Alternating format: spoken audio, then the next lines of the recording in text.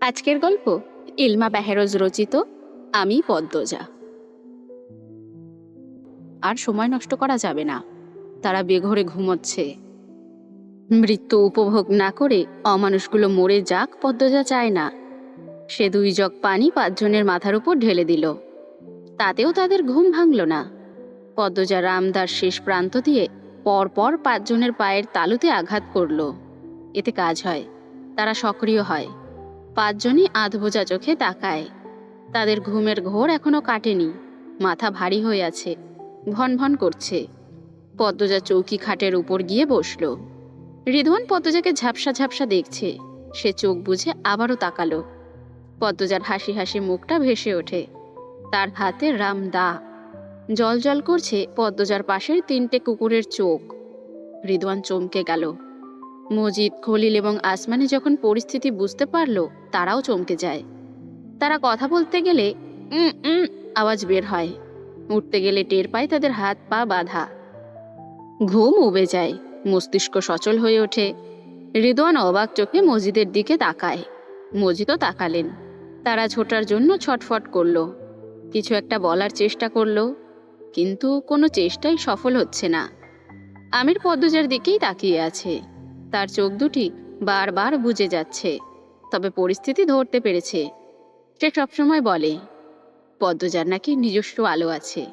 এই যে এখন তার মনে হচ্ছে অন্ধকারচ্ছন্ন অতলে যখন সে তলিয়ে যাচ্ছিল, তখন পদ্মজা এসে আলোর মিছিলে ভরিয়ে দিয়েছে তার মনের উঠান। পদ্মজা 5 জনকে পরখ করে নিল। তাদের ছটফটানি আর ভয়ার্ত চোখ পদ্মজার দেখা সবচেয়ে সুন্দর এবং তৃপ্তিকর দৃশ্য।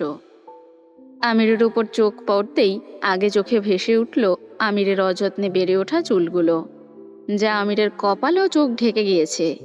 পদ্মজা উঠে দাঁড়ালো। রিদওয়ানও মজিদের পাশে গিয়ে বসল। দূরে সন্তানহারা পেঁচা ডাকছে চাপা স্বরে। আশেপাশে নাড়াচাড়ার শব্দ শোনা যাচ্ছে। পদ্মজা তাদের উপর ঝুঁকল। তারপর মৃদু হেসে চাপা স্বরে বলল, তবে হোক উৎসব। পদ্মজার কণ্ঠ ও হাসি তাদের হৃৎপিণ্ডে জোরে টোরে আঘাত হানে। আসমানি শব্দ করেই চলেছে। সে ভীতগ্রস্ত। ভয় তার শরীরে ঘাম জমা হচ্ছে। ভয় পাচ্ছে উপস্থিত 4 জনই। পদ্মজা আনারই নয়, সে এর আগে 3টে খুন করেছে। শেষ খুনটা নিখুঁত ছিল। পদ্মজাকে ভয় পাওয়ার যথেষ্ট কারণ রয়েছে। রিদওয়ান শরীরের সবটুকু শক্তি দিয়ে মুক্ত হওয়ার চেষ্টা করছে। পদ্মজা হিজল গাছটির দিকে এগিয়ে যায়। লতিফা হিজল গাছের পিছনে কাপড়ের ব্যাগটি রেখেছে। পদ্মজা কাপড়ের ব্যাগখানা নিয়ে আসে। ব্যাগ উল্টো করতেই বেরিয়ে আসে 3টা বয়াম, চাপাতি, ছুরি, রামদা ও তলোয়ার। অস্ত্রগুলো দেখেই বন্দীদের আত্মা কেঁপে ওঠে। খলিল হাওলাদার ভয় পা দিয়ে মাটি খুঁড়তে খুঁড়তে গোঙানো শুরু করলেন। পদ্মজা তীক্ষ্ণ চোখে তাকায়। ছুরি নিয়ে ধীর পায়ে হেঁটে আসে। পদ্মজার হাতের ছুরি দেখে কুকুরগুলো পালাতে উদ্যত হয়, কিন্তু তারা সুপারি গাছের সাথে বাঁধা, তাই পালাতে পারল না। ঘেউ ঘেউ করে চিৎকার করে উঠল। পদ্মজা খলিলের উপর ঝুঁকে তার মাথার চুল শক্ত করে ধরে কিরমির করে বলল, যে হাত দিয়ে এতদিন হত্যা করে আসা হয়েছে, সেই হাত আজকে আমি কেটে ফেলব। খলিল চোখ দুটি মার্বেলের মতো বড় বড় হয়ে যায়। পদ্মজার রন্ধ্রে রন্ধ্রে ঢুকে পড়ে পুহনার মৃতদেহের সোদা গন্ধ। ভেসে ওঠে আঁচড় কাটা মায়াবী মুখটা। সে মনের ক্রোধ প্রকাশ করতে খলিলের চুল ধরে রেইনট্রি গাছের সাথে বার কয়েক আঘাত করল। খলিলের মাথা ফুলে টিলার মতো উঁচু হয়ে যায়। যে চোখে এতদিন হিংস্রতা ছিল, সেই চোখে ভয়ের ছাপ। পদ্মজা ছুরি দিয়ে খলিলের হাত পায়ের চামড়া ছিলে দিল। তারপর বইম থেকে মরিচ নিয়ে সেখানে আহত স্থানে মাখিয়ে দিল। খলিলের চোখ ফেটে জল বেরিয়ে আসে। তিনি কেঁদে কিছু বলছেন, কিন্তু শব্দ ছাড়া কোনো কিছু শোনা যাচ্ছে না। যন্ত্রণায় তার কলিজা ফেটে যাচ্ছে, জ্বলে যাচ্ছে হাত পা সব কিছু। খলিলকে ছেড়ে পদ্মজা সরু চোখে রিদওয়ানের দিকে তাকালো। কাছে কোথাও থেকে থেকে পেঁচা ডাকছে, জোনাকি পোকাদের দেখা যাচ্ছে না। কুকুর 3টে পদ্মজার দিকে অবাক চোখে তাকিয়ে আছে। খলিলকে আঘাত করার সময় পদ্মজার চোখে মুখে যে হিংস্রতা ফুটে উঠেছিল, সেই দৃশ্য দেখে তারা অবাক হয়েছে। পদ্মজাকে তাকাতে দেখার পর রিদওয়ান চট করে চোখের দৃষ্টি সরিয়ে নিল। খলিলের অবস্থা দেখার পর থেকে সে পদ্মজাকে ভয় পাচ্ছে। শরীরের সব শক্তি দিয়ে চেষ্টা করছে ছোটার। রিদওয়ানের চোরা চাহনি দেখে পদ্মজা হয়তো হাসল। মধ্যরাতের বাতাস ছড়িয়ে পড়েছে সর্বত্র। পদ্মজা দ্বিতীয় বয়মটি নিয়ে রিদওয়ানের দিকে এগিয়ে আসে। পদ্মজার এক একটা কদম রিদওয়ানের আত্মাকে কাঁপিয়ে তুলছে। পদ্মজা রিদওয়ানের পাশে বসল। রিদওয়ান আর চোখে পদ্মজার দিকে তাকায়। পদ্মজা রিদওয়ানের মুখের সামনে মুখ নিয়ে দাঁত বের করে হাসল। বলল, রাখি আল্লাহ, বাড়ে কে। রিদওয়ান একটু নড়াচড়া করে দূরে সরে যাওয়ার চেষ্টা করে।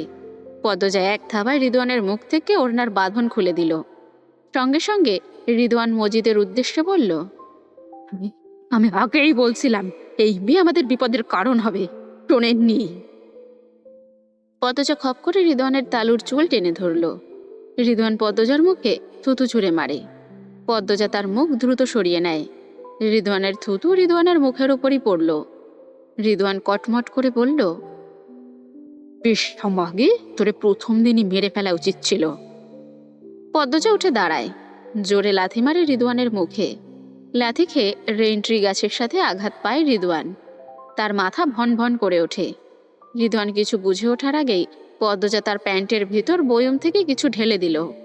সেকেন্ড কয়েক পার হতেই বিশেষ স্থানে জ্বালাপোড়া অনুভূত হয়। একসাথে অনেকগুলো জীবের কামড় তার মুখ নীল হয়ে যায়। সে চমকে তাকায় পদ্মজার দিকে। প্রশ্ন করে, কি দিছস খানকির ঝি? প্যান্টের ভিতর কি দিছস তুই? পদ্মজা উত্তর দিল না। রিদওয়ান চিৎকার করতেই থাকে। পদ্মজা রয়ে শোয়ে রিদওয়ানের চিৎকার করার দৃশ্য দেখতে দেখতে কুকুরগুলোকে মুক্ত করে দেয়। কুকুর তিনটে পদ্মজার দিকে তাকিয়ে ঘেউ ঘেউ করে পিছিয়ে যায়। পদ্মজা তৃতীয় বৈয়াম নিয়ে মজিদের সামনে গিয়ে দাঁড়ালো। বৈয়াম থেকে 2 টুকরো কাঁচা মাংস বের করলো। ছাগল জবাই করেছিল আজ। সে দেখে শুনে হাড্ডি সহ কয়েক টুকরো মাংস রেখে দিয়েছিল। মাংস দেখে কুকুরগুলো চোখ চকচক করে উঠল। পদ্মজা 1 টুকরো মাংস নিয়ে মজিদের পেছনে গিয়ে দাঁড়ালো।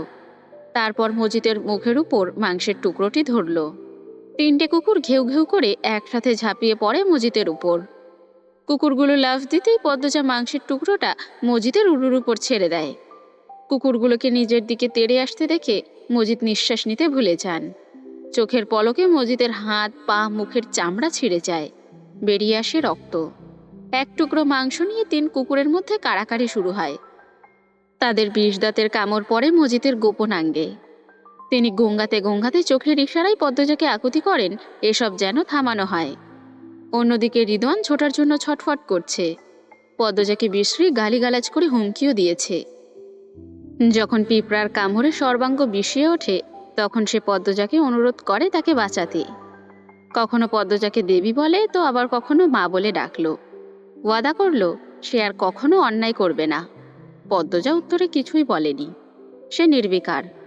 রিদওয়ান ও কুকুরের চিৎকার শুনে মাথার উপর এক ঝাঁক পাখি ডানা ঝাপটিয়ে উড়ে গেল। আবার ডানা ঝাপটিয়ে ফিরেও এলো। পাখিদের মধ্যে অস্থিরতা শুরু হয়েছে।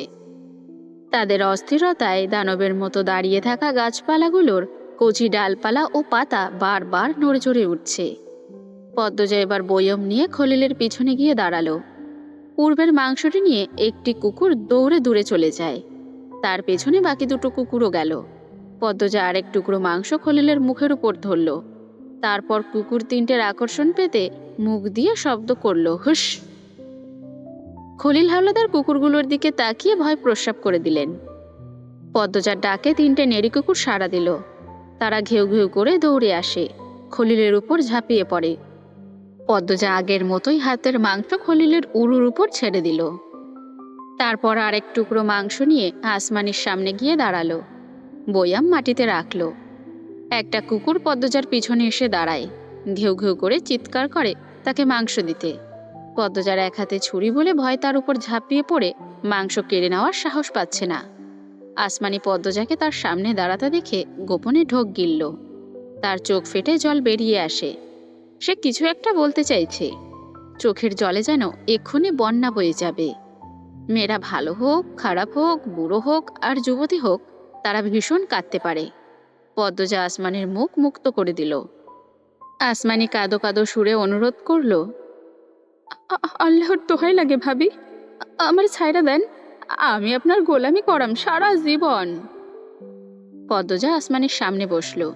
আসমানের উপর ঝুঁকে তার গাল আলতো করে ছুঁয়ে দিয়ে আদুরে স্বরে বলল, তুমি ভীষণ সুন্দর। পদ্মজার ঠান্ডা স্পর্শ আসমানের যকৃৎ ছুঁয়ে ফেলল। সে কেঁপে উঠল। চোখে মুখে অসহায়ত্ব ফুটিয়ে পদ্মজার চোখের দিকে তাকালো। পদ্মজা হাসল। আসমানের চুলের মুঠি শক্ত করে ধরে বলল, আমি পুরুষ না যে আমাকে আকৃষ্ট করবে। আমার বোনের মৃত্যু কষ্ট তোমাকেও অনুভব করতে হবে। পদ্মজা হাতের মাংসের টুকরোটি মজিদের উপর ছুঁড়ে মারল। তাৎক্ষণিক 3টে কুকুর মজিদের উপর আবার ঝাঁপিয়ে পড়ে। পদ্মজা আসমানের পায়ের দড়ি খুলে সেই দড়ি দিয়ে আসমানের গলা পেঁচিয়ে ধরে। আসমানের চোখ উল্টে যায়। পদ্মজার চোখে মুখে কোনো রকম প্রতিক্রিয়া নেই। সে শান্ত, স্বাভাবিক। যখন আসমানি নিস্তেজ হয়ে যাওয়ার পথে পদ্মজা দড়ি ছেড়ে দিল। আসমানি কাশতে কাশতে নতজানু হয়। পদ্মজা আবার পেঁচিয়ে ধরল। আসমানি 2 পা দাপিয়ে দম নেওয়ার চেষ্টা করে। তার শাড়ি হাঁটু অবধি চলে এসেছে। যতক্ষণ না আসমানের নাক মুখ দিয়ে রক্ত বের হয়, পদ্মজার শরীরের সবটুকু শক্তি দিয়ে টেনে ধরে রাখে দড়ি। ক্ষণ মুহূর্ত যুদ্ধে আসমানি নিস্তেজ হয়ে যায়। পদ্মজা দড়ি ছেড়ে দিল। আসমানের জিহবা মুখের ভেতরে নেই, বাহিরে বেরিয়ে এসেছে। চোখ দুটি উল্টে রয়েছে। সারা মুখে কালচে ভাব। পদ্মজা তার 2 হাত ঝেড়ে আসমানের মৃত লাশ থেকে দূরে সরে দাঁড়ায়। পিঁপড়ার কামড়ে রিদওয়ানের কোমর থেকে পায়ের তালু অবধি অবশ হয়ে গেছে। গলা শুকিয়ে কাঠ। শরীর ব্যথায় টনটন করছে। তার স্পর্শকাতর স্থান গুরুতর আহত। পদ্মজা ছুরি নিয়ে রিদওয়ানের সামনে এসে দাঁড়ায়। রিদওয়ানের উরুতে ছুরি প্রবেশ করে আবার বের করে আনে। রিদওয়ান চিৎকার করে উঠল। অনেক কষ্টে উচ্চারণ করল, আর না, আর না। পদ্মজা শূন্যে ছুরি মেরে কৌশল করে ধরল আবার। তারপর ছুরি দিয়ে রিদওয়ানের শরীরে অগণিত আঘাত করতে থাকে। তারপর এক চোখ তুলে নিল। রিদওয়ান জোরে আর্তনাদ করে ওঠে। আকুতি করে তাকে মৃত্যু দিতে, নয়তো বাঁচতে দিতে।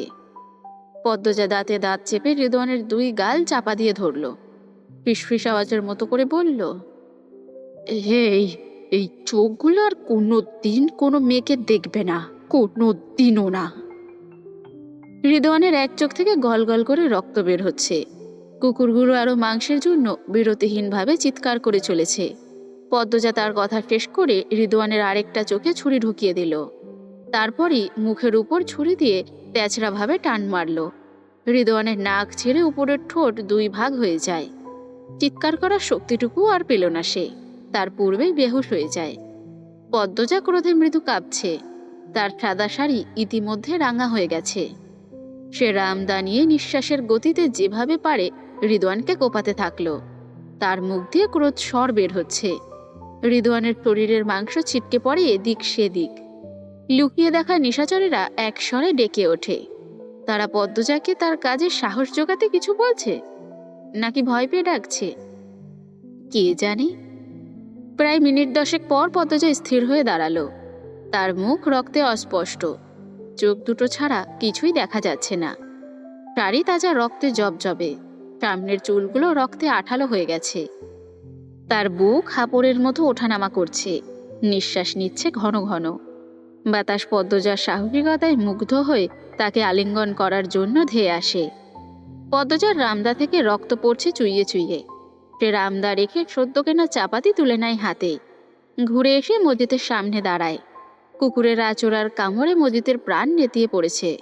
পদ্মজা মসজিদের মুখের বাঁধন খুলে দেয় মসজিদের শেষ আর্তনাদ শোনার জন্য। মজিদ অস্পষ্ট স্বরে বললে, মা, মা, আমায়। মজিদ কথা শেষ করতে পারলেন না। পদ্মজা চিৎকার করে হাত ঘুরিয়ে এক আঘাতে মজিদের মাথা দ্বিখণ্ডিত করে ফেলল। রক্ত ফিনকি দিয়ে ছিটকে পড়ে। বুড়বুড় করে শব্দ তুলে পেটের নাড়িভুড়ি ফেটে রক্ত বেরিয়ে আসে। পদ্মজা এক মুহূর্তও থামল না। হিংস্র তাণ্ডব চালিয়ে গেল। তার রক্তের তৃষ্ণা মেটেনি। সে খলিলের মুখের বাঁধন খুলে দিল। পদ্মজাকে রক্তমানবী মনে হচ্ছে। তার শরীরের প্রতিটি লোমকূপ রক্তে স্নান করেছে। খলিল হাউমাউ করে কেঁদে উঠল, ও মা, ও মা, আমার ছাইটা দাও, আমি তোমার বাপের মতো, ও মা, আমার ছাইটা দাও। পদ্মজা দাঁত বের করে হাসল। তার দাঁতেও রক্ত লেগে আছে। ভয়ানক দেখাচ্ছে। কোথায় গেল তার ভুবন মোহিনী রূপ? রক্তের সাগরে ডুব দিয়েছে সে। পদ্মজা চাপাতি 2 হাতে ধরে হাত ঘুরিয়ে উদ্ভ্রান্তের মতো খলিলকে আঘাত করতে থাকে।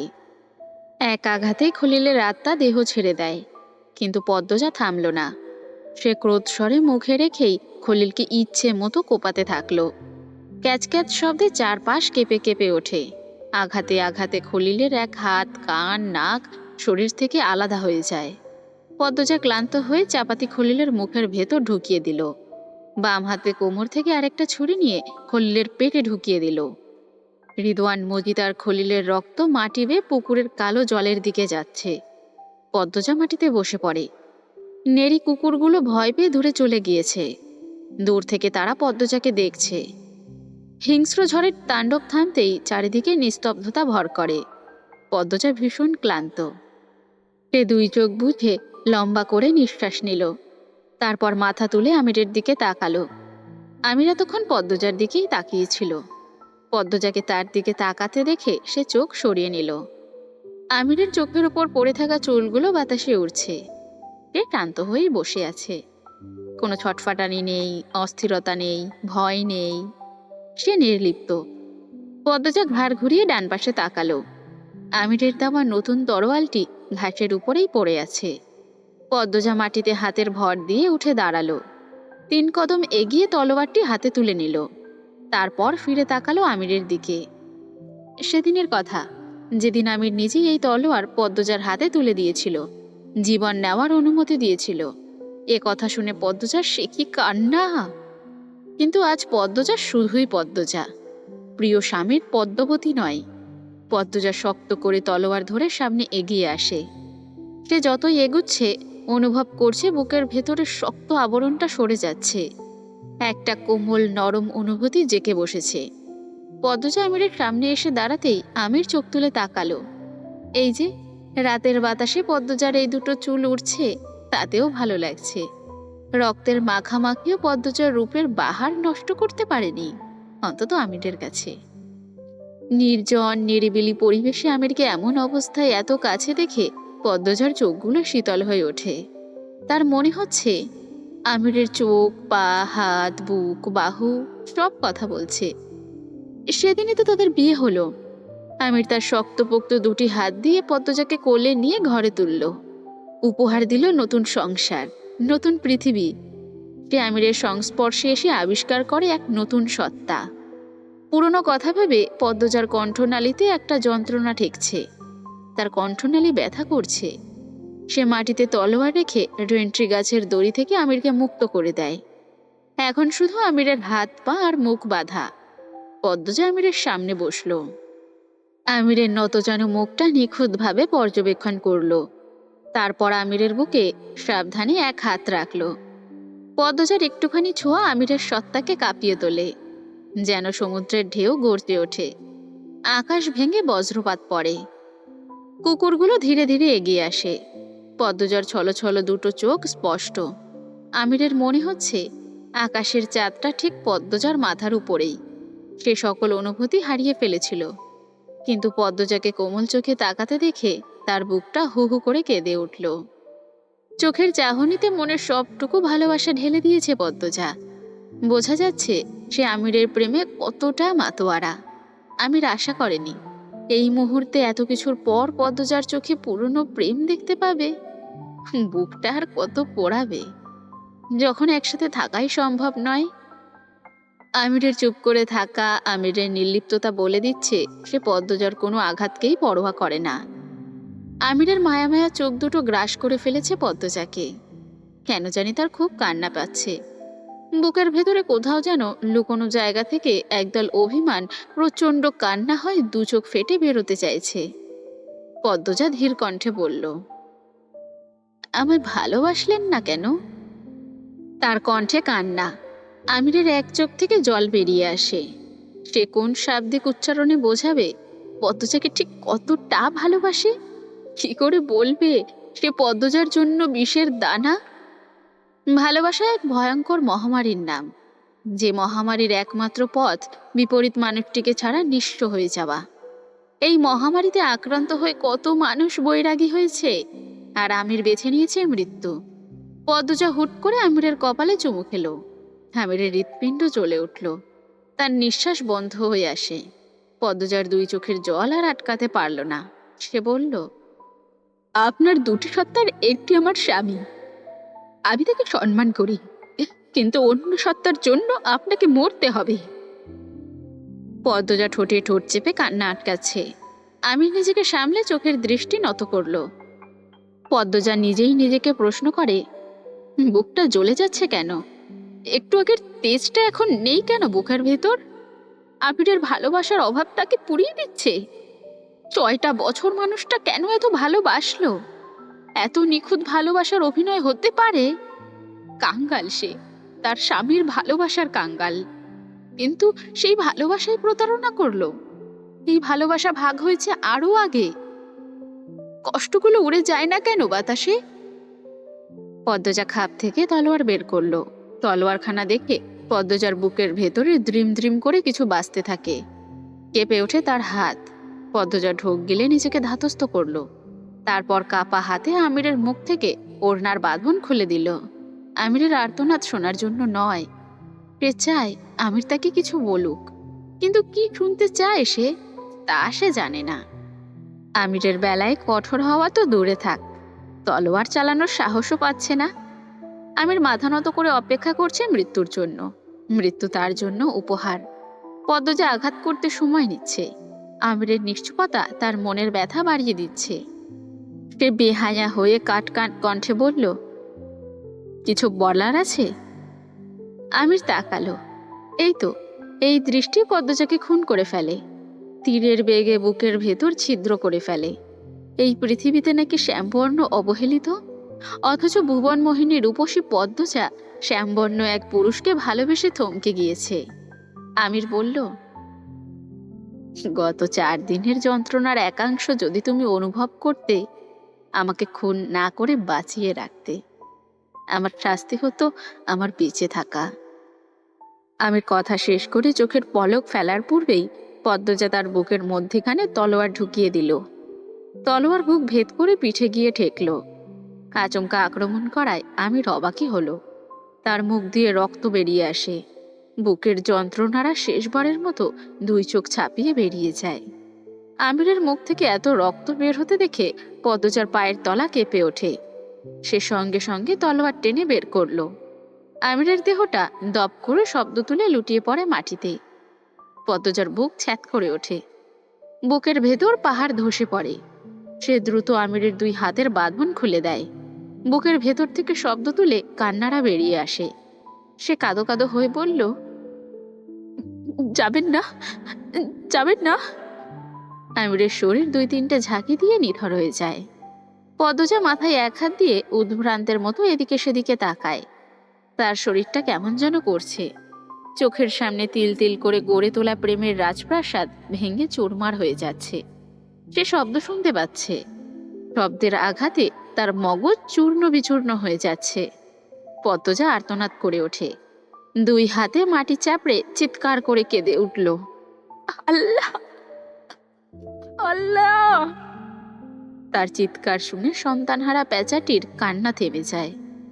আল্লাহ উচ্চারণটি প্রতিধ্বনিত হতে থাকে যেন বারংবার।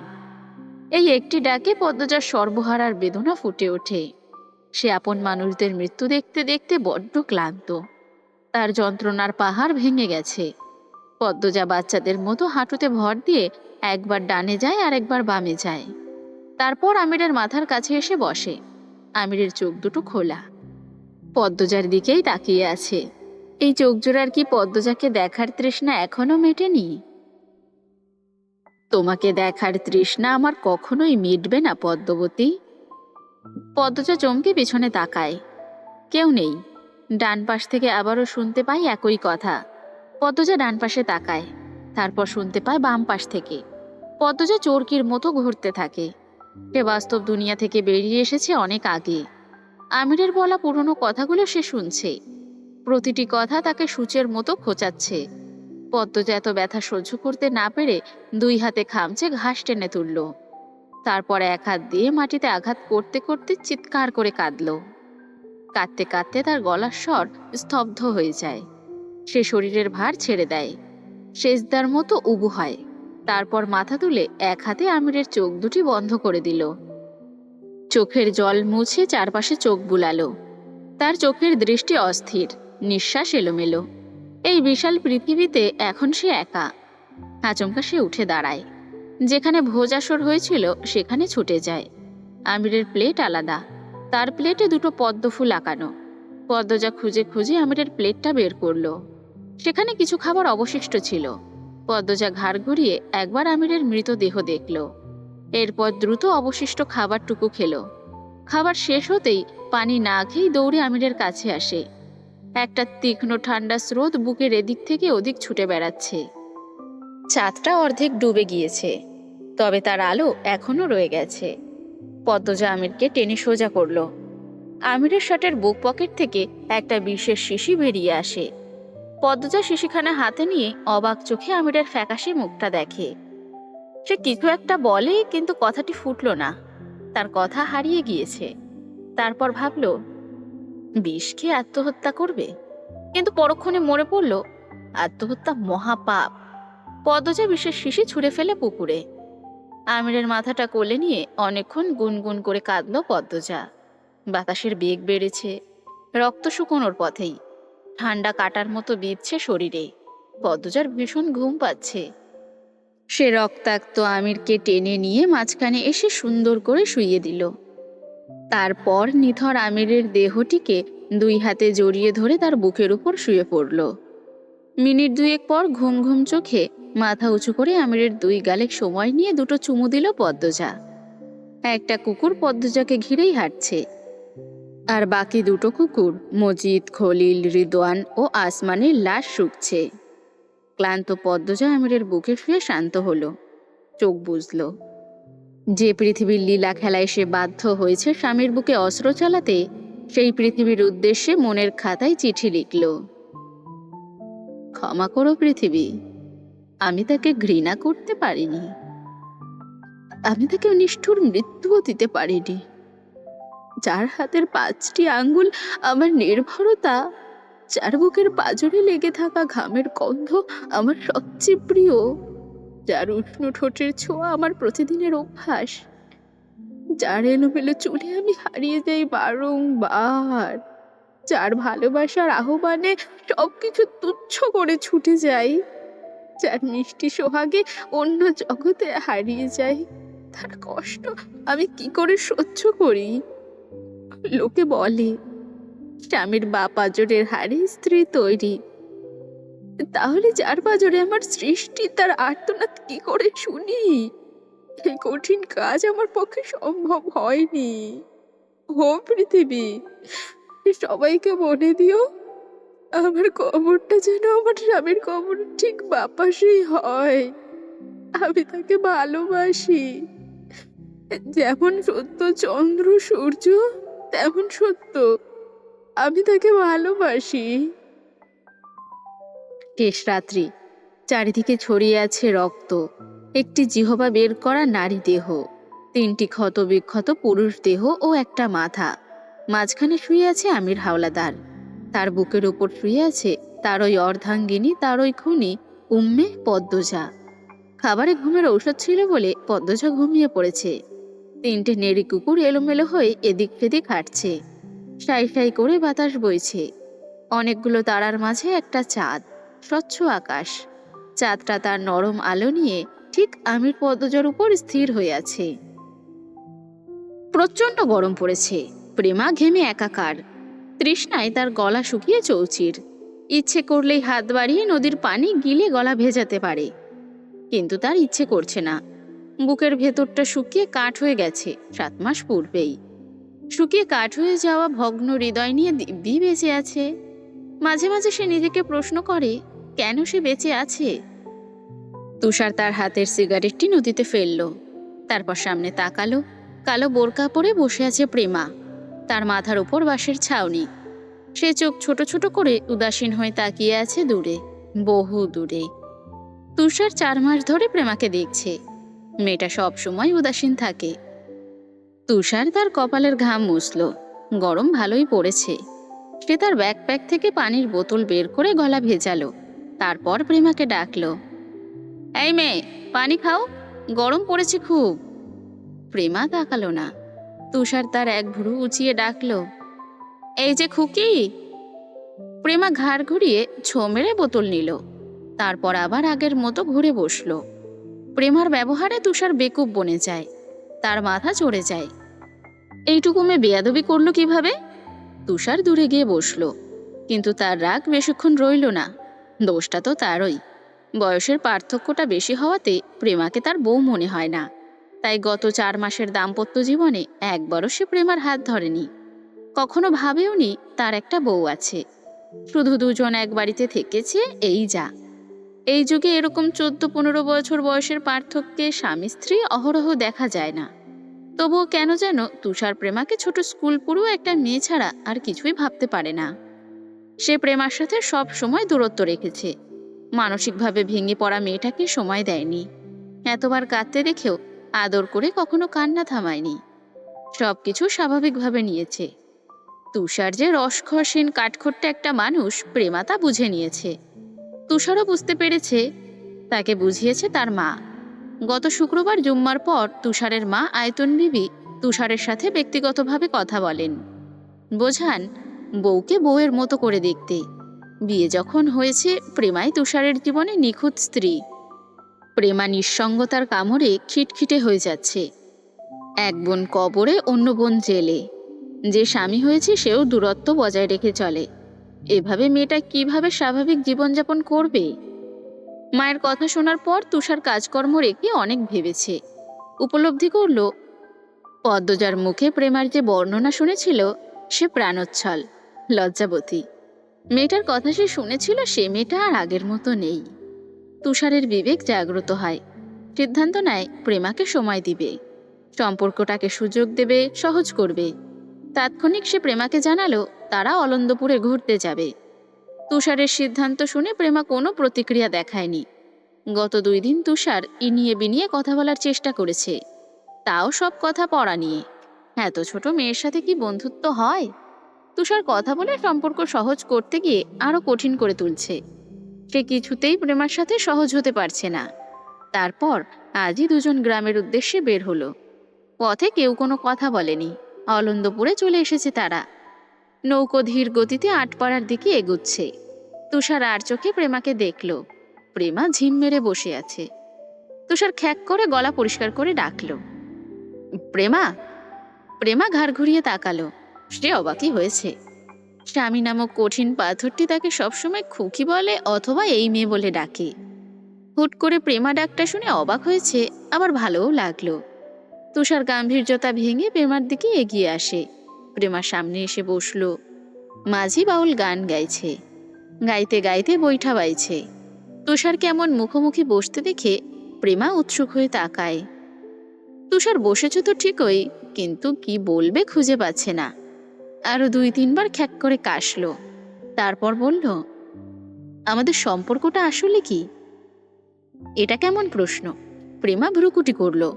তুষার নিজের প্রশ্নে নিজে হতভম্ব হয়ে যায়। হয় সে কঠিন কঠিন কথা বলে, নয়তো কি বলে নিজেও বোঝে না, প্রেমাও বোঝে না। তুষার 2 দিনের চেষ্টায় বুঝে গিয়েছে মেয়ে মানুষ পটানোর চেয়ে আসামি ধরা সোজা। প্রেমার সাথে তার জমছেই না। আসলে কি পটাতে পারছে না, নাকি কিভাবে পটাতে হয় সেটাই তুষার জানে না। প্রেমা চোখ ফিরিয়ে নিল। তুষারের হাবভাব সে বোঝে না, বোঝার ইচ্ছেও নেই। মেট্রিক পরীক্ষাটা দেওয়া হয়নি, আরও 1 বছর পড়তে হবে। জীবনটা এলোমেলো হয়ে গেছে। তার পাশে আপন বলতে কেউ নেই। প্রেমার বুক চিরে দীর্ঘশ্বাস বেরিয়ে আসে। তুষার সেই দীর্ঘশ্বাস শুনতে পায়। সে প্রেমার দিকে তাকালো। এইটুকু মেয়ের দীর্ঘশ্বাস এত ভারী। তুষার নরম কণ্ঠে বলার চেষ্টা করলো, তুমি কি আমার উপর বিরক্ত? তুষার নরম কণ্ঠে কথা বলার চেষ্টা করলেও কণ্ঠস্বরে গাম্ভীর্যতা থেকে যায়। প্রশ্ন করে 2 ভ্রু কুঁচকে প্রেমার দিকে তাকায়। তার চাহনি দেখে মনে হচ্ছে প্রেমা চোর, চুরি করে ধরা পড়েছে, আর তারই জিজ্ঞাসাবাদ চলছে। প্রেমা জবাব দিল না। তুষারের ভ্রু দুটো আরো বেঁকে গেল। সে কাট কাট স্বরে প্রশ্ন করল, প্রশ্ন করেছি তো, উত্তর কোথায়? প্রেমা অন্যদিকে চোখ রেখে নির্লিপ্ত কণ্ঠে বলল, না, বিরক্ত না। তাহলে আমার সাথে কথা বলো না কেন? প্রেমা নির্বিকার চোখে তাকালো, বলল, আপনিও তো বলেন না।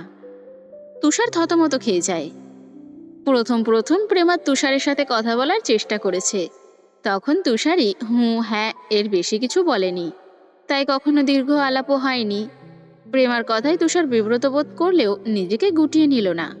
সে কখনোই হারেনি, সবসময় জয়ী হয়েছে। এবারের চ্যালেঞ্জটা মেয়েলি ব্যাপার, যাই হোক, সে হারবে না। হ্যাঁ, কিছুতেই হারবে না। তুষার মাছি তাড়ানোর মতো হাত নাড়িয়ে বলল, পিছনের কথা বাদ, এখন থেকে দুজনই কথা বলবো, ঠিক আছে? প্রেমা হ্যাঁসূচক মাথা নাড়ালো। তুষার বলল, বেশি গরম লাগছে? লাগছে। তুষার দূরে চোখ রেখে বলল, আর কিছুক্ষণ, এসেই পড়েছি। আচমকা কালো মেঘে ছেয়ে যায় আকাশ, দক্ষিণা বাতাস ধেয়ে আসে। দস্যি বাতাসে প্রেমার ওড়নার একাংশ ছাউনির বাইরে চলে যায়। তুষার ধরল। প্রেমা তার অবাধ্য ওড়নাকে সুন্দর করে গায়ে পেঁচিয়ে নিল। 3 থেকে 4 দিন ধরে হুটহাট বাতাস বইছে, সেই সাথে ভ্যাপসা গরম তো রয়েছে। তুষার চোখ ছোট ছোট করে চারপাশ দেখছে। নদীর 2 পাড়ে 2 গ্রাম, বামে হিন্দুপাড়া আর ডানে আটপাড়া। আটপাড়ার সব মানুষ মুসলিম। তুষার বলল, হিন্দুপাড়ায় কখনো গিয়েছো? অনেকবার। তুষার প্রেমার মুখের দিকে তাকালো, বলল, আমাদের বিয়েটা কি করে হলো জানো? জানি। কি জানো? প্রেমা নির্বিকার স্বরে বলল, হানি খালামণির কাছে আপনার আম্মা প্রস্তাব নিয়ে যান, তারপর কিছু বুঝে ওঠার আগে পরদিনই আমার বিয়ে হয়ে যায়। তুষার গুরুতর ভঙ্গিতে প্রশ্ন করল, অচেনা একজনকে এক কথায় বিয়ে করে নিলে কেন? তোমার অনুমতি নেওয়া হয়নি? তুষার এসব কেন জিজ্ঞাসা করছে প্রেমা জানে না। জানতে ইচ্ছে হলেও সে প্রশ্ন করবে না। প্রেমা উদাস গলায় বলল, তখন আমার অভিভাবক আমার নানু আর খালামণিই ছিল। আমার ভাবার বা বলার কিছুই ছিল না। খালামণি যা চেয়েছেন তাই হয়েছে। তুমি এই বিয়েতে সুখী হতে পারোনি, তাই না? তুষারের সহজ সরল প্রশ্ন। প্রেমা তুষারের চোখের দিকে সরাসরি তাকালো। মানুষটা হঠাৎ করে তার সুখ নিয়ে ভাবছে কেন? সে চোখ নামিয়ে ফেলল, কিছু বলল না। তুষার মিনিট 2-1 সময় পার করে বলল, আমাদের বিয়ে হোক তোমার বড় আপা চেয়েছিলেন। প্রেমা চকিতে তাকালো। তার চোখ দুটি হঠাৎ করেই জীবন্ত হয়ে উঠল। তুষার পরিষ্কার দেখতে পাচ্ছে প্রেমার মুখটা কেমন সতেজ হয়ে উঠেছে।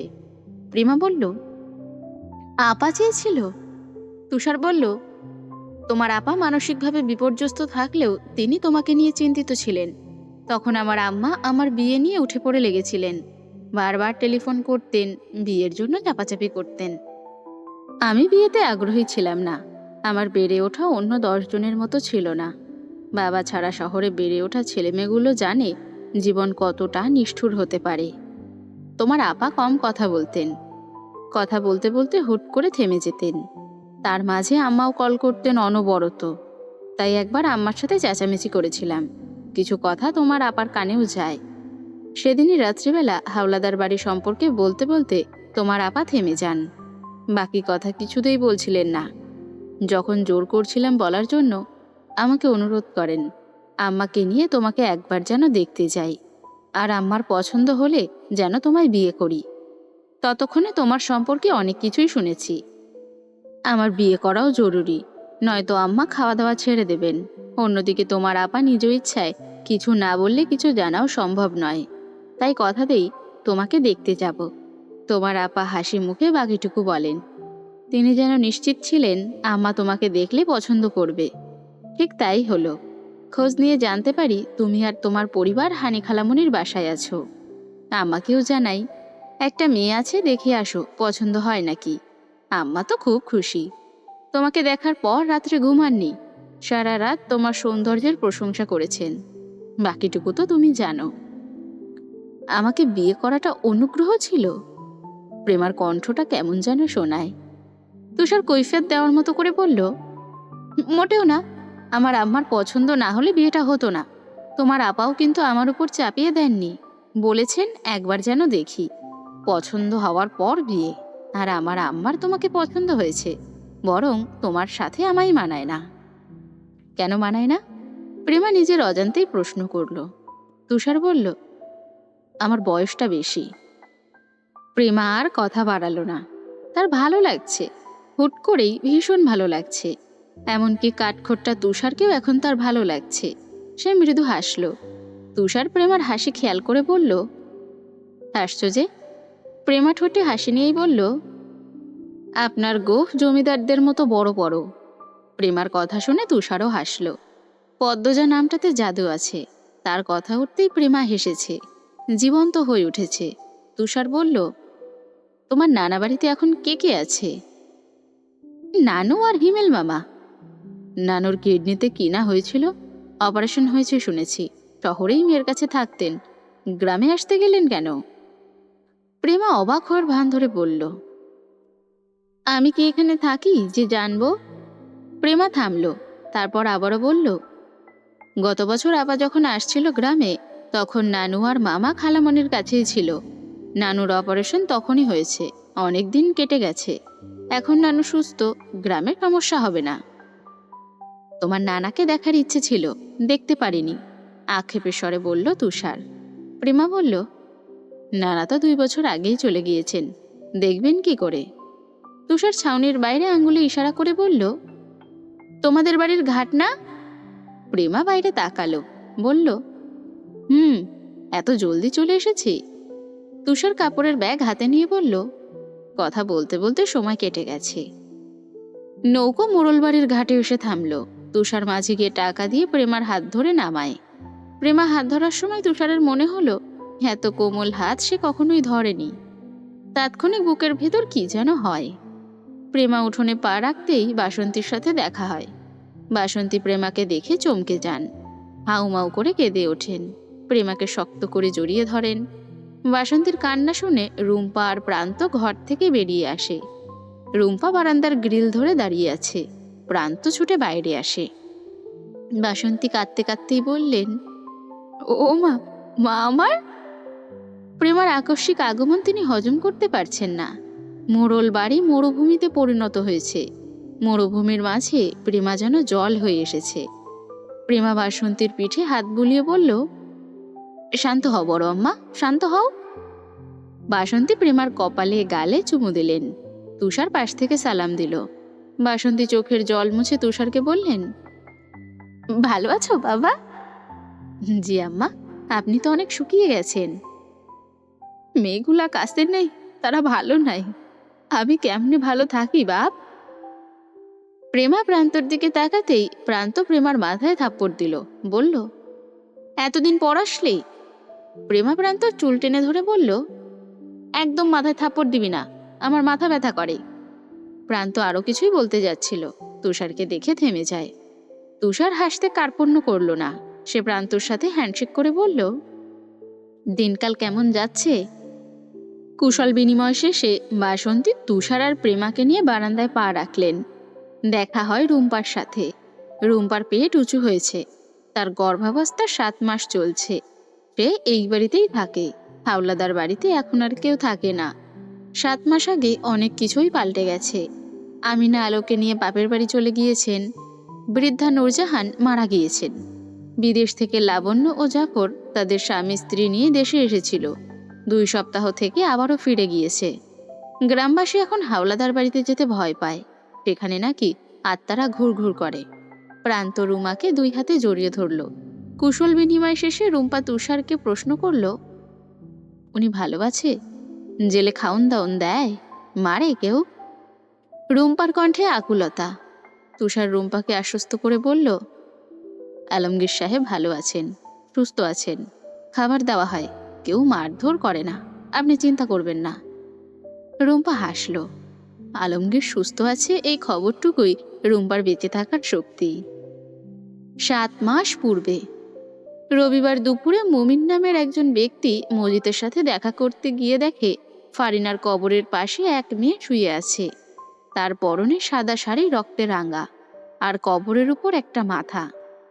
মজিদ হাওলাদার মুমিনকে নতুন দারোয়ান হিসেবে নিযুক্ত করতে চেয়েছিলেন, তাই ডেকে পাঠিয়েছেন। মুমিন এই দৃশ্য দেখে ভয় পেয়ে যায়, যান নিয়ে দৌড়ে পালায়। তারপর ঘণ্টাখানেকের মধ্যে হাওলাদার বাড়ির গণহত্যার ঘটনা পুরো অলন্দপুরে ছড়িয়ে পড়ে। দলে দলে লোক জড়ো হয়। পদ্মজা এত মানুষকে দেখেও নীরব থাকে। তার রূপ হয় রূপকথার অতৃপ্ত অশরীর মতো। কেউ কেউ পাথর ছুঁড়ে মারল, ডাকলো কুহকিনী, ডাইনি, রাক্ষসী। থানা থেকে পুলিশ আসে, পদ্মজাকে শহরে নিয়ে যায়। নৃশংস এই খুনের কথা ছড়িয়ে পড়ে চারিদিকে। টেলিভিশন, রেডিও, সব জায়গায় এক কথা। অলন্দপুরের ছোট গ্রাম আটপাড়ার হাওলাদার বাড়ির বধূ পদ্মজা চলচ্চিত্র অভিনেতা লিখন সাহর সাথে পরকীয়ায় লিপ্ত হয়ে খুন করেছে স্বামী, শ্বশুর, ভাসুর ও চাচা শ্বশুরকে। সাথে আরেকটি মেয়ের লাশ পাওয়া গেছে। তাকে খুন করার কারণ এখনো শনাক্ত করা যায়নি। একদিনের ব্যবধানে পুরো দেশে তোলপাড় শুরু হয়ে যায়। নৃশংস খুনের বর্ণনা শুনে কেউ কেউ রাতে ঘুমোতে পারেনি। গ্রামবাসী তাদের প্রিয় ও মহান মাতব্বরের মৃত্যুতে ভেঙে পড়ে। তারা সমস্যায় চিৎকার করে জানায় তারা পদ্মজার ফাঁসি চায়। মুহূর্তে পুরো দেশের কাছে কলঙ্কিত হয়ে যায় পদ্মজা। আলমগীর গ্রামে এসে শুনে পুলিশ পদ্মজাকে ধরে নিয়ে গিয়েছে। খুন হয়েছে বাড়ির প্রতিটি মানুষ। সব শুনে ঘাবড়ে যায় আলমগীর, ফিরে যায় রুম্পার কাছে। মগা গ্রামে প্রবেশ করতেই পুলিশ তাকে পূর্ণার খুনের দায় আটক করে। আলমগীর ঘরে ফিরে দুশ্চিন্তায় পড়ে যায়। রুম্পা আলমগীরকে অনেক প্রশ্ন করল, আলমগীর জবাব দিল না। আমিরের দেওয়া নীল খামটির দিকে অপলক চোখে তাকিয়ে রইল। এই খামে একটা চিঠি আর অনেকগুলো গুরুত্বপূর্ণ দলিল রয়েছে। চিঠিতে লেখা এক পরিকল্পনা, আর ঘটেছে অন্য ঘটনা। সবাই যেভাবে পদ্মজার উপর ক্ষিপ্ত হয়েছে, ফাঁসি নিশ্চিত। সে চাইলে পদ্মজার ফাঁসিটা আটকাতে পারে, তার হাতে যথেষ্ট প্রমাণ আছে। কিন্তু তার জন্য নিজের জীবন ও সংসার ত্যাগ করতে হবে। এত সাধনার পর পাওয়া নতুন জীবন ভালো করে উপভোগ করার পূর্বে কিছুতেই সে বন্দী হতে চায় না। আলমগীর খাম থেকে চিঠিখানা বের করে আরও একবার পড়ল। প্রিয় বড় ভাই, বড় বিপদে পড়ে তোমার সাহায্য চাইছি। এখানে ঘটে গেছে অনেক ঘটনা। পদ্মজা জেনে গিয়েছে সমস্ত সত্য। তোমার চিঠি পাওয়ার পূর্বে সব জেনেছে। আমি বিস্তারিত কিছু লিখব না, তুমি পরে পদ্মজার কাছে জেনে নিও। আমি আমার জীবন উৎসর্গ করব। তার আগে আমি 4 জনকে হত্যা করতে চাই। তার মধ্যে 3 জন পদ্মজার নামে কুৎসা রটিয়েছে। আমি তখন গ্রামে ছিলাম না, ঢাকা গিয়েছিলাম। সেই সুযোগে তারা সুন্দর চাঁদে দাগ ছিটিয়েছে। রবিবারের সকাল আমার দেখা হবে না। আমার বেঁচে থাকা পদ্মজার জন্য হুমকি, সেই সাথে আমার জন্য ভীষণ কষ্টের। আমি তোমাকে কিছু দলিল দিয়েছি, যা প্রমাণ করে আমি একজন নারী পাচারকারী। সেই সাথে এটাও প্রমাণ করে আমার সাথে কারা কারা ছিল। একটু খুঁজে দেখো, দলিলগুলোর মাঝে আরেকটি চিরকুট আছে। সেখানে আমি স্পষ্ট করে আমার সাথে কাজ করা সবার নাম লিখে দিয়েছি। যাদের বর্তমান ঠিকানা জানা আছে সেই ঠিকানাও লিখে দিয়েছি। আমি প্রমাণ সহ স্বীকার করেছি আমার সব অপরাধ। তোমার নাম সেখানে কোথাও নেই। কোথায় মেয়ে পাচার হয়, কিভাবে হয়, কারা এই কাজের সাথে যুক্ত, আমার জানা সব বিস্তারিত লেখা আছে। আমার দেওয়া ঠিকানা অনুসারে খোঁজ চালালে উদ্ধার হবে 250-রও বেশি মেয়ে।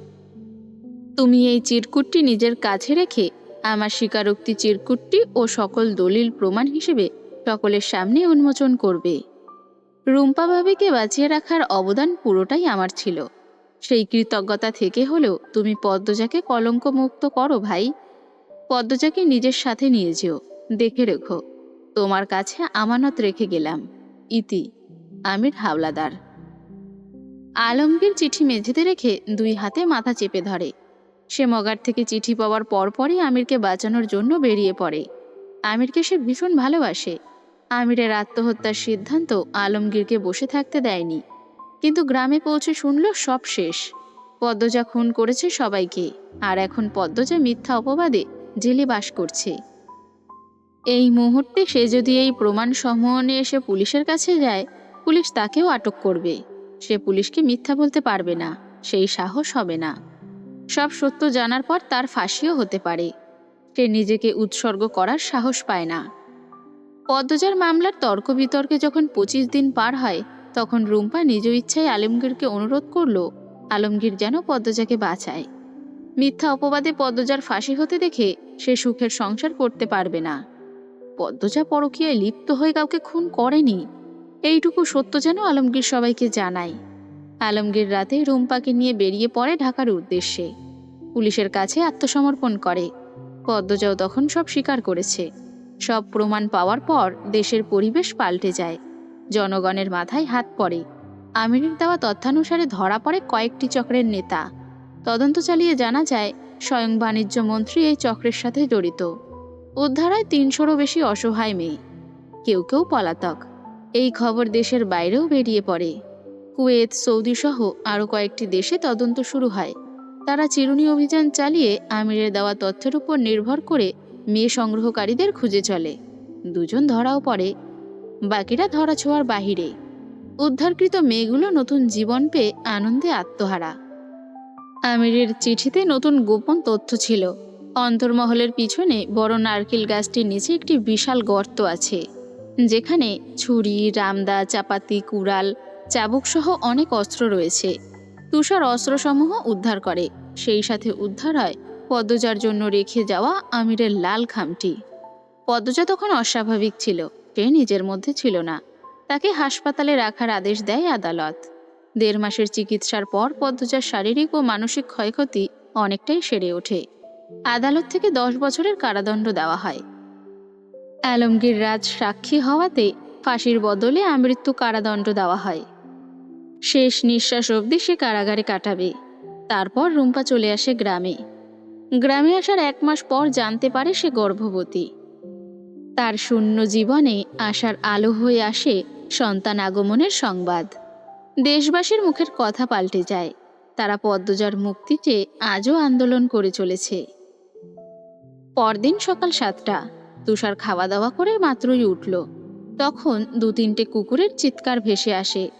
তুষার দ্রুত বারান্দা থেকে নেমে লাহারি ঘরের দিকে তাকালো। সকালের মিষ্টি বাতাসে বিষণ্ণ এক দৃশ্য চোখে পড়ে। অপরিচ্ছন্ন মৃদুল কুকুরগুলোর সাথে কী নিয়ে যেন তর্ক করছে, মাঝে মধ্যে মাটি ছুঁড়ে মারছে। তুষার দ্রুত পায়ে মৃদুলের দিকে এগিয়ে যায়। তুষারের পেছন পিছন বাসন্তী ও প্রেমাও গেল। গতকাল রাতে তুষার মৃদুলকে দেখতে এসেছিল। তখন মৃদুল পূর্ণার কবরের পাশে ঘুমোচ্ছিল। জুলেখা বানু ডাকতে নিষেধ করেন, তাই তুষার ডাকেনি। গোফদারির জন্য মৃদুলকে চেনা যায় না। গায়ে মাটি লেগে আছে, প্যান্টের এক পা হাঁটু অবধি ছেঁড়া। তুষারকে দেখে মৃদুল ২ কদম পিছিয়ে গেল। লাহারি ঘর থেকে জুলেখা বানু বেরিয়ে আসেন। তিনি ভীষণ শুকিয়েছেন, চোখে মুখে আগের সৌন্দর্যটুকু নেই। একমাত্র ছেলেকে রেখে তিনি নিজের বাড়িতে ঘুমোতে পারেন না। মৃদুল মোড়ল বাড়ি ছেড়ে ১ পাও নড়ে না। সে তার সুস্থ জীবন পূর্ণার সাথে কবর দিয়েছে। মাস ৩ আগে মৃদুলকে জোর করে বেঁধে শহরের ডাক্তারের কাছে নেওয়া হয়েছিল। ডাক্তারের পরামর্শে তাকে পাগলাগারোতে রেখে আসা হয়। ৩-৪ দিন পর হতেই খবর আসে দারোয়ান ও ২জন নার্সকে আহত করে মৃদুল পালিয়েছে। জুলেখা বানু এই খবর শুনে অজ্ঞান হয়ে যান। মৃদুলের জ্ঞান সুস্থ নয়, সে কি করে গ্রামে ফিরবে? দীর্ঘ ১৫ দিন পর মৃদুলকে এক গ্রামে পাওয়া যায়। জুলেখা বানু কেঁদে কেটে অস্থির হয়ে পড়েন। মৃদুল পাগল থাকুক, তাও তার চোখের সামনেই থাকুক, সেটাই তিনি চান। তাই মৃদুলকে বাড়ি নিয়ে যান। কিন্তু মৃদুল পূর্ণাকে ছাড়া কিছুতেই খাবে না। তাই বাধ্য হয়ে মৃদুলকে আবার মোড়ল বাড়িতে নিয়ে আসা হয়। মৃদুল সর্বক্ষণ কবরের পাশে বসে থাকে, বিড়বিড় করে কিছু বলে। পূর্ণার কবরের চারপাশে গর্ত করে বাঁশ পুঁতেছে, তারপর টিনের ছাদ দিয়েছে যেন পূর্ণা বৃষ্টিতে না ভেজে। রাতে পূর্ণার জন্য কিনে আনা লাল বেনারসিটি আঁকড়ে ধরে ঘুমায়। জুলেখা বানু জোর করে ২ বেলা খাইয়ে দেন। মাঝে মধ্যে নিজের বাড়িতে যান। নিজের বিলাসবহুল বাড়ি নিয়ে জুলেখা বানুর অহংকার ছিল, আর আজ ছেলের জন্য তাকে অন্যের বাড়ির লাহারি ঘরে থাকতে হচ্ছে। সন্তানের উপরে যে কিছুই নেই। গ্রামের বাচ্চারা মৃদুলকে লাল পাগল ডাকে। লাল পাগল ডাকার কারণ মৃদুল ফর্সা সুন্দর, যদিও তার সৌন্দর্য টিকে নেই। গোলাপি ঠোঁট দুটি কালচে হয়েছে। তুষার মৃদুলকে আদরসারে ডাকল, মৃদুল। মৃদুল এক নজর তুষারকে দেখল, তারপর দূরে সরে গেল। তুষার জুলেখা বানুকে প্রশ্ন করল, মৃদুল খেয়েছে? জুলেখা বানু ভেজা কণ্ঠে উত্তর দিলেন, না, খাই নাই, কাল থেকে খাইতাছে না। তুষার কপাল ঈষৎ কুঁচকে মৃদুলের দিকে তাকালো। জুলেখাকে আবার প্রশ্ন করল, শুনেছিলাম ডাক্তারের কাছে নিয়েছিলেন, ওর অবস্থা কেমন? মাথা কতটুকু কাজ করে?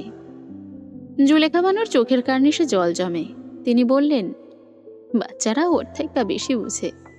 যত দিন যাইতেছে পাগলামি বাড়তাছে। আমি আর ওর বাপে ছাড়া যে যেইটা কয় ওইটাই বিশ্বাস করে। চাচা কোথায়? বাড়িত। বাড়ি ঘর জমি জমা দেহন লাগে না, আর কেলা দেখবো। কেউ আসে? জুলেখার কণ্ঠে অসহায়ত্ব স্পষ্ট। তুষার মৃদুলের পাশে গিয়ে বসল, বলল, আমাকে ভয় পাচ্ছ? মৃদুল আর চোখে তুষারকে দেখল, মাথা ঝাঁকিয়ে জানালো সে ভয় পাচ্ছে। হাওলাদার বাড়ির খুঁটিনাটি তদন্ত করতে তুষার যখন অলন্দপুরে এসেছিল তখন মৃদুলের সাথে তার দেখা হয়। তখন মৃদুলের এত খারাপ অবস্থা ছিল না। তুষার বলল, আজ রাজহাঁস জবাই করব, তুমি আমাকে সাহায্য করবে? মৃদুল কিছু বলল না। তুষার বাসন্তীর দিকে তাকিয়ে বলল, আম্মা, রাজহাঁস আছে না? আছে আব্বা, বললেন বাসন্তী। তারপর তুষার মৃদুলকে বলল, রাজহাঁস আছে, অর্ধেক আমরা খাবো আর অর্ধেক পূর্ণাকে দেব। পূর্ণা রাজহাঁস খেতে পছন্দ করত, তাই না প্রেমা? কোনো কালেই পূর্ণা রাজহাঁস পছন্দ করত না, তাও প্রেমা তুষারের সাথে তাল মেলালো। তুষার সাবধানে মৃদুলকে বলল, তুমি যদি আমাকে সাহায্য না করো আর আমার সাথে খেতে না বসো, আমি কিন্তু পূর্ণাকে কিছু দেব না, দেখিয়ে দেখিয়ে খাবো, তখন পূর্ণা কষ্ট পাবে। মৃদুল পূর্ণার কবরে হাত বুলিয়ে দিল। সে চিন্তা করছে কি করবে। অনেকক্ষণ চিন্তা করার পর সে রাজি হলো। সারাদিন তুষারের সাথে ভালো সময় কাটে। তুষার এমনভাবে কথা বলে যেন পূর্ণা সত্যিই বেঁচে আছে। মৃদুল তুষারের সঙ্গ উপভোগ করে। এক ফাঁকে জুলেখাকে তুষার জানালো, মৃদুলকে ঢাকা নিয়ে গেলে ভালো হয়, আর একটু চেষ্টা করে দেখা যেত। জুলেখা তুষারের 2 হাত ধরে অনুরোধ করেন। মৃদুলের সুস্থতার জন্য তিনি সব রকম খরচ করতে প্রস্তুত, শুধু মৃদুলকে যেন তুষার সামলায়। তুষার জুলেখাকে আশ্বস্ত করল। তারপর আটপাড়ায় ঘোরাঘুরি করে জানতে পারল মগা জাল থেকে ছাড়া পেয়ে ইয়াকুব আলীর বাড়িতে কাজ নিয়েছে, আর ইয়াকুব আলী অলন্দপুরের মাতব্বর হয়েছেন। দিনের আলো কেটে রাত নামতেই মৃদুল পূর্ণার কবরের পাশে গিয়ে শুয়ে পড়ল, আর তুষার রাতের খাবার খেয়ে ঘরে আসে। প্রেমা মশারি টানাচ্ছে, বাইরে বিরতিহীনভাবে ঝিঝি পোকা ডেকেই চলেছে। তাদের ডাকাডাকিতে তুষারের কানে তালা লেগে যাচ্ছে। সে ঝিঝি পোকার ডাক পছন্দ করে না। অন্যদিকে প্রেমা ঝিঝি পোকার ডাক ভীষণ পছন্দ করে। সে মুগ্ধ হয়ে শোনে। তুষার 2 কানে আঙ্গুল ঢুকিয়ে বিরক্তি নিয়ে বলল, পোকাগুলো কি সারা রাত ডাকাডাকি করবে? প্রেমা বলল, মাঝরাত অব্দি ডাকবে। তুষার অবাক হয়ে প্রশ্ন করল, মাঝরাত অব্দি জেগে থাকবো? কানে তুলো দিয়ে রাখুন। আছে তুলা, বলল তুষার। প্রেমা আলমারি খুলে তুলা বের করে দিল। তুষার প্রেমার কাণ্ডে বিস্মিত। সত্যি সত্যি তুলা দিয়ে দিল। এই মেয়ে নাকি বাকি 2 বোনের চেয়ে লজ্জাবতী আর ভীতু ছিল, অথচ পদ্মজা আমিরকে লজ্জা পেত, পূর্ণা মৃদুলকে লজ্জা পেত, আর প্রেমা লজ্জা তো দূরের কথা, তার চেয়ে এত বড় মানুষটিকে পরোয়াও করে না, নির্বিকার ভঙ্গিতে থাকে। সময় ও পরিস্থিতি মানুষকে কতটা পাল্টে দেয়। তুষার তুলা হাতে বসে রইল। প্রেমা খেয়াল করেও কিছু বলল না। শোয়ার সময় প্রেমা প্রশ্ন করল, আবার কারাদণ্ডের সময় কি কমানো যায় না? কমতে পারে, মনে হয় না এতদিন জেলে রাখবে। অনেক সময় যতদিন জেল হওয়ার কথা ততদিন হয় না। এমনও হয়। হয়, মেয়াদের আগেই অনেকে মুক্তি পেয়ে যায়। তাছাড়া লিখন শাহ দৌড়াদৌড়ি করছেন। জনগণও চাইছে সাজা কমানো হোক। কমবে নিশ্চয়ই। আপাকে জেল থেকে বের হয়ে লিখন ভাইয়াকে বিয়ে করতে রাজি হবে? আমার যতটুকু ধারণা রাজি হবে না। লিখন শাহ আশা নিয়েই বসে আছেন। পূরণ হওয়ার সম্ভাবনা খুবই কম। পদ্মজা লিখন শাহকে একটা চিঠি পাঠিয়েছেন। প্রেমা উৎসুক হয়ে জানতে চাইল, কি লেখা সেখানে? তুষার চেয়ার ছেড়ে বিছানায় এসে বসল, বলল, আমি পড়িনি, পিন্টুকে দিয়ে পাঠিয়েছি। প্রেমা ছোট করে বলল, ও। তারপর প্রশ্ন করল, গত কয়েকদিনের মধ্যে আবার সাথে দেখা হয়েছে? হ্যাঁ, গতকাল বিকেলেই দেখা হয়েছে। তিনি আমাকে দেখলেই গুটিয়ে যান। পরপুরুষের উপস্থিতি পছন্দ করেন না, তাই না? প্রেমা হেসে মাথা ঝাঁকালো। আবার পদ্মজার কথা শুনে প্রেমা হাসছে। তুষার প্রেমাকে ভালো করে খেয়াল করলো। পদ্মজার মুখের ছাপ প্রেমার মুখেও আছে। প্রেমা সবসময় সোজা সিথি করে বেনি করে। শাড়ি পরে বলে বয়সের তুলনায় একটু বেশি বড় লাগে।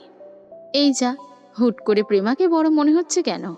এতদিন তো শাড়ি পরাই দেখেছে, কই বড় তো লাগেনি। হে কোন কেরামতি। তুষার মুচকি হাসল। প্রেমা তুষারকে তার দিকে তাকিয়ে হাসতে দেখে বলল, হাসছেন কেন? তুষার টান টান হয়ে শুয়ে পড়ল। প্রসঙ্গ পাল্টে বলল, আমির হাওলাদার 3টা বিয়ে করেছেন, আমি হলে 4টে বিয়ে করতাম। 4 বিয়ে করা সুন্নাত। প্রেমা বাঁকা চোখে তুষারের দিকে তাকালো, বলল, করুন বিয়ে, তবে ভাইয়ার প্রথম 2টো বিয়ের কোনো মূল্য নাই। ভাইয়ার বউ একমাত্র আমার আপা। তুষার এক হাতে মাথায় ভর দিয়ে প্রেমার দিকে ফিরে বলল, কেন মূল্য নাই? ইসলামে পালিয়ে বিয়ে করার মূল্য নেই, মেয়ের অভিভাবক লাগে। ভাইয়ার 2টো বউ বাসায় কিছু না বলেই বিয়ে করেছেন, তাই হাসরের ময়দানে আমির ভাইয়ার বউ শুধু আমার আপা। কথাটা প্রেমা ভাব নিয়েই বলল। তুষার আবারও হাসল। সোজা হয়ে শুয়ে চোখ বুঝল। মাঝে দূরত্ব রেখে প্রেমাও শুয়ে পড়ে। কিছুক্ষণ পর তুষার বলল, প্রেমা। প্রেমা জেগেই ছিল। সে সঙ্গে সঙ্গেই বলল, 7 দিনের কথা তো আজ একদিনেই বলে ফেলেছেন। প্রেমার কণ্ঠে ঝাঁজ। তার মনে তুষারের জন্য কত রাগ জমি আছে টের পাওয়া যাচ্ছে। কেন এত রাগ? সে কি গত 4 মাসে তুষারের সঙ্গ পাওয়ার আশা করে বারবার নিরাশ হয়েছে? সত্যিই এমন কিছু হয়েছে? তুষার ভাবল। অদ্ভুত বিষয়, প্রেমার মুখের ঝাঁঝালো কথাগুলো তুষারের ভালো লাগছে। সর্বনাশ! তবে কি সেও মরণ প্রেমে পড়তে যাচ্ছে? পরিণতি আমিরের মতো হবে, নাকি মৃদুলের মতো, নাকি আরো ভয়ানক? হঠাৎ নীরবতা ভেঙে তুষার বলে উঠল, জানো প্রেমা, ভালোবাসার ব্যাখ্যা ও রূপের বাহার পর্যবেক্ষণ করতে গেলে মস্তিষ্ক ফাঁকা হয়ে যায়। তুষারের গলার স্বরটা পরিবর্তন হয়েছে, কোমল হয়েছে। সে এত পাল্টে গেল কি করে? প্রেমা বলল, কেন এমন হয়? তুষার শূন্যে চোখ রেখে বলল, ভালোবেসে মানুষ পাগল হয়, ভালো হয়, খারাপ হয়, নিঃস্ব হয়, এমনকি নিজের জীবনকেও হত্যা করতে 2বার ভাবে না। কি অদ্ভুত! তুষারের কথাগুলো প্রেমার ভালো লাগছে। সে তুষারের দিকে ফিরল। তুষারও প্রেমার দিকে তাকালো। প্রেমা বলল, যে ফাঁসে সে জানে ভালোবাসা বড়ই অদ্ভুত। কি সুন্দর কথা, কত মোহনীয় তার কণ্ঠ। তুষার ধীর স্বরে বলল, কাউকে ভালোবেসেছ? প্রশ্নটি শুনে প্রেমার ঠোঁট দুটি কেঁপে ওঠে। সে দ্রুত অন্যদিকে ফিরে চোখ বুঝল। কি করে সে বোঝাবে? তুষারের প্রেমে পড়ে পুড়ে খাক হয়ে যাচ্ছে তার হৃদয়। তার ব্যথিত হৃদয় তারই অজান্তে তুষারের প্রেমে কবেই পড়েছে। তুষার প্রেমার পিঠের দিকেই তাকিয়ে রইল। তার কেন যেন মনে হলো প্রেমা তার চোখে দৃষ্টি আড়াল করছে।